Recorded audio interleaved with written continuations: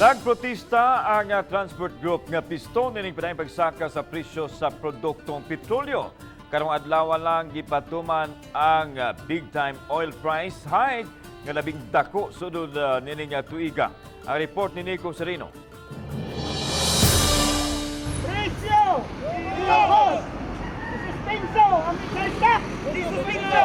Sa usa ka gasoline station sa Paknaan, Mandaue, mihimo og protesta ang mga sakop sa Transport Organization nga piston ug allied groups. Nasagmuyo sila sa padayon nga pagsaka sa presyo sa produktong petrolyo. Paghulagway nila, di na matabang ang aumento, maong nang hinaot sila og konkretong lakang sa gobyerno. Lakip sa gipanawagan ang pagbasura sa oil deregulation law ug pagsuspenso sa excise tax sa fuel, ingon man ang paghatag og ayuda o subsidy sa mga drivers. Kinanglan nga tagaan og aksyon, tagaan og igong lakang sa gobyerno, no? Ang problema nato karon sa lana diri sa atong nasod. Laing gasoline station pa ang giadto nila kaganiha paghimo sa symbolic protest. Matagsaka sa litro sa gasolina na sa gitawag nato nga domino effect, no, sa mga palitonon nato, mga naguna natong palitonon.